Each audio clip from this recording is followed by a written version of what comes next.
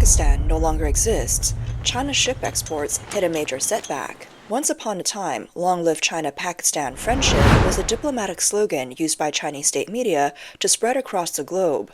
From helping to build dams and high-speed rail projects to jointly developing fighter jets, Pakistan has long been China's most trusted iron brother and a core customer for military exports.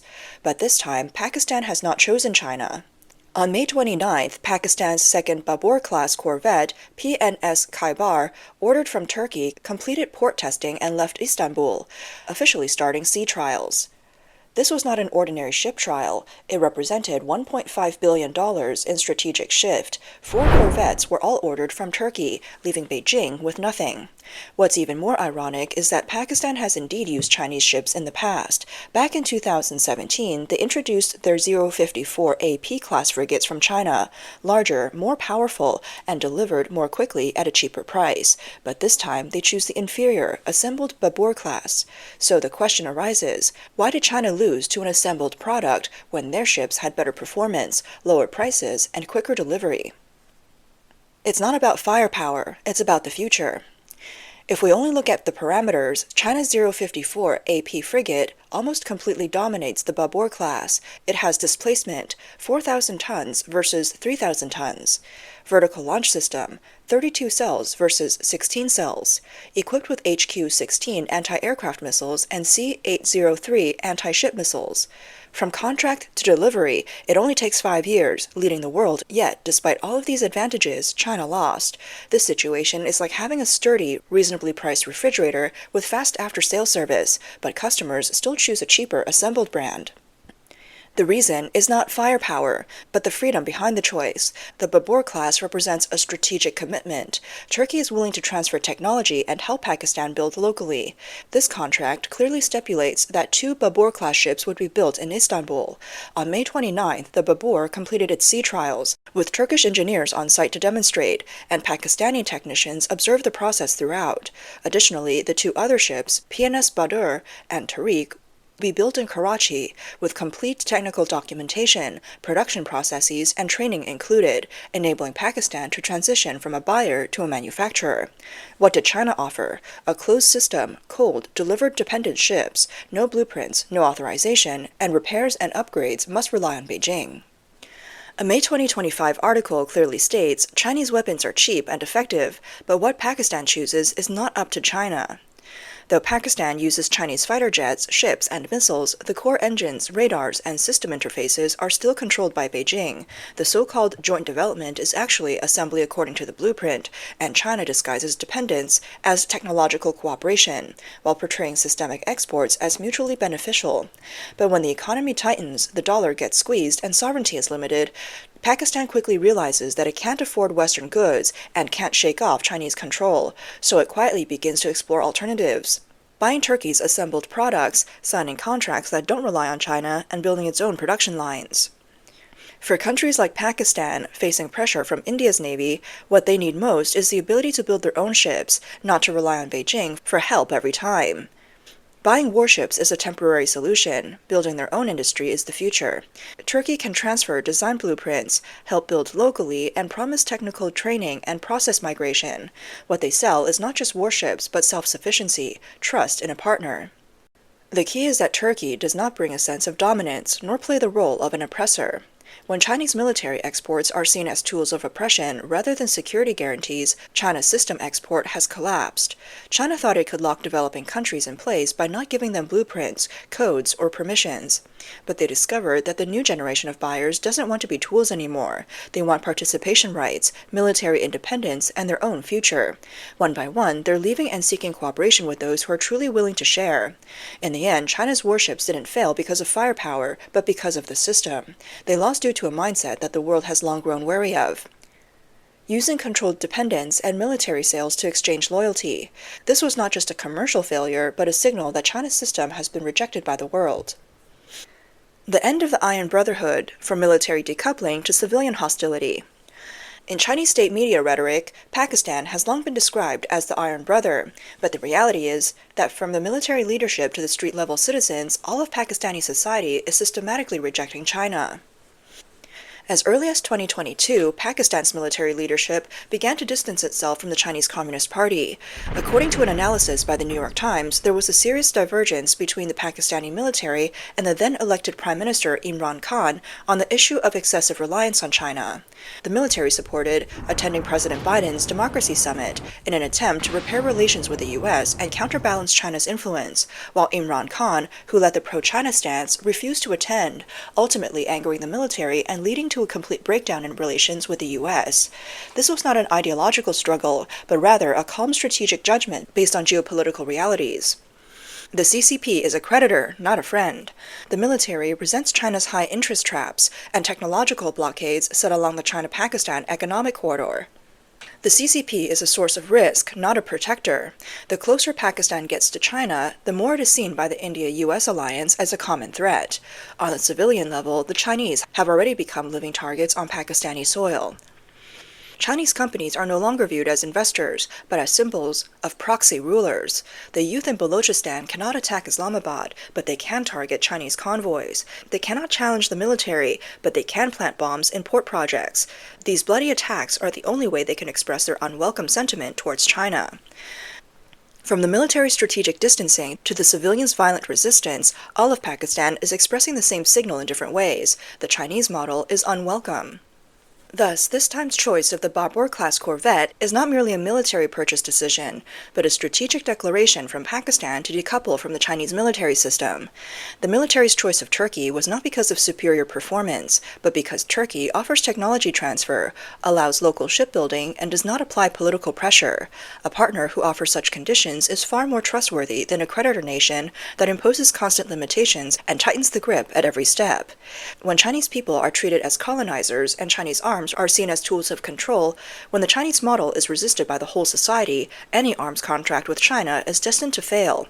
Today, it's not just the Chinese people being targeted, it's the Chinese system.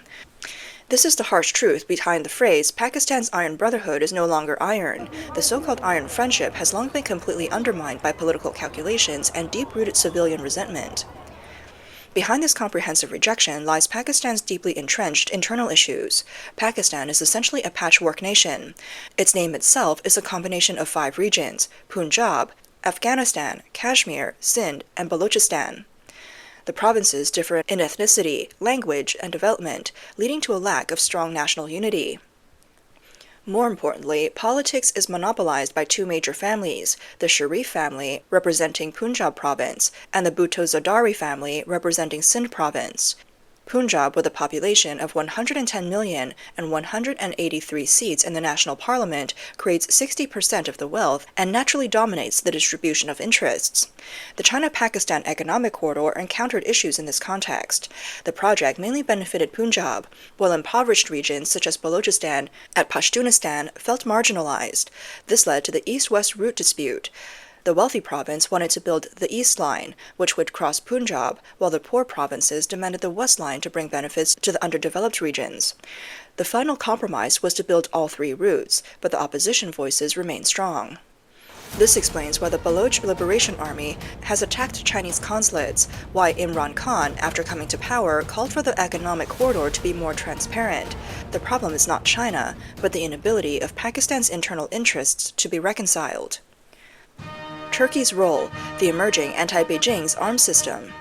Behind China's exclusion from the deal lies an emerging military community driven by religion, systems, and strategic will.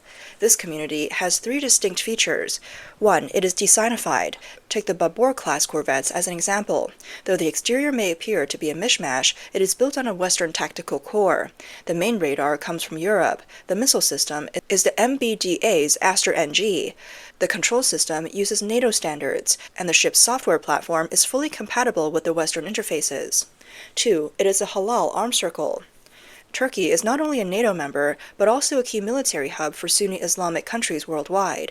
It is positioning itself as the Lockheed Martin of the Muslim world. From Pakistan to Indonesia, from Azerbaijan to Qatar, Turkey's arms exports are no longer just a commercial act. They have become a tool for cultural identity and the reconstruction of alliances. What is crucial here is that this battle is not fought by Turkey alone, but by the entire Sunni system through funding and alliances.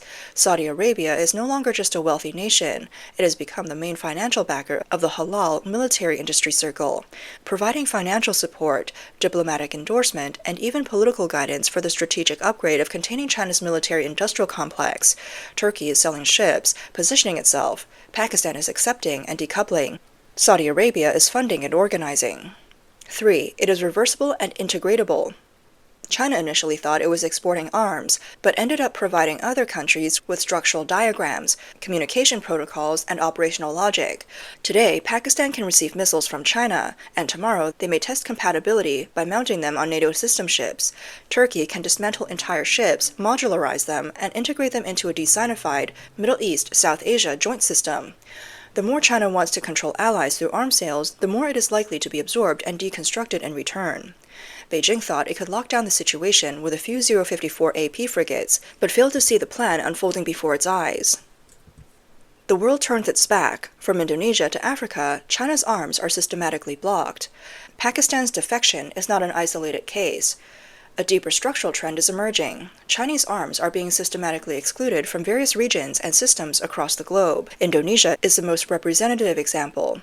As the largest island chain country in the South China Sea, Indonesia has long had close cooperation with China, from the Jakarta-Bandung high-speed rail to the electronic industrial belt, serving as the frontline model for the Belt and Road Initiative.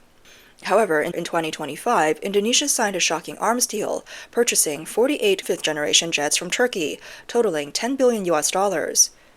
Indonesia didn't choose the mature, cost-effective J-10C fighter jet from China, nor did it choose Western combat aircraft. Instead, it bet on Turkey's untested, assembled prototype that hasn't even officially entered service. The answer is simple: not trusting China and fearing being locked in by it. Purchasing Chinese fighter jets would effectively hand over control of the narrative in the South China Sea. Buying from Turkey, on the other hand, provides flexibility to move forward or retreat. And Africa is repeating the same pattern. In the previous decade, China dominated the African arms market with its buy one, get three free strategy.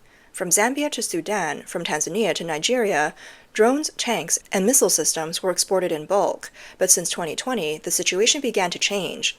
Turkish military industry rose strongly, Iranian technology spread quietly, and the U.S. returned to the African security system, while Chinese arms were gradually marginalized. Countries like Niger, Chad, and Mali, which once had close military cooperation with China, have recently leaned towards purchasing Iranian drones, Turkish Bayraktar TB2s, and even second-hand U.S. equipment. The reason is still not technical. Rather, Chinese arms come with politics, control, and surveillance systems attached. African countries don't want these. They want usable equipment. Moreover, the delivery schedules for Chinese arms become increasingly unreliable. Bids are placed at high prices, budgets increase midway, and key components are unable to be delivered due to U.S. restrictions. All of this has led many African nations to turn to Turkey, South Africa, or even Pakistan for alternatives. It's not because Chinese weapons are ineffective, but because China cannot be relied on. It's not because Chinese products aren't cheap, but because Beijing's products are feared. Looking at China's arms buyers today reveals a shocking pattern. The remaining clients are almost all international pariahs, or even subjects of United Nations sanctions. Iran, North Korea, Syria, Venezuela, Zimbabwe, Sudan. These countries are either under sanctions or have completely lost their credit ratings, unable to obtain military sales permissions from mainstream countries.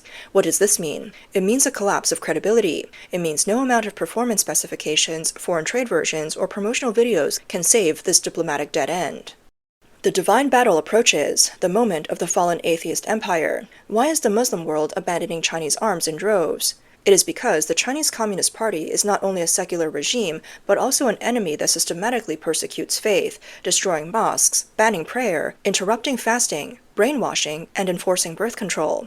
These brutal repressions have taken place in Xinjiang, but the echoes have spread throughout the entire Islamic world. They haven't forgotten, and they have no intention of forgiving. Military purchases are not about business, they're about political stances. They're choosing Turkey, building their own drones, and rejecting the J-10, not because of performance issues, but because their conscience won't allow it. The CCP is an atheist empire, and the military decoupling is a strategic boycott by the faith community against those who have betrayed divine law. The Islamic world sees through not just the CCP system, but its weak spot.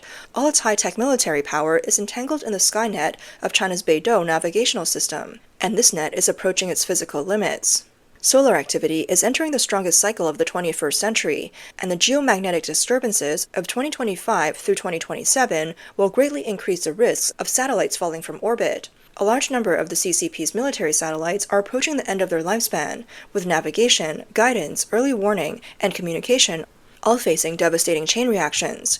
In religious tradition, there has long been a prophecy: the iron bird will fall, and the end times will come.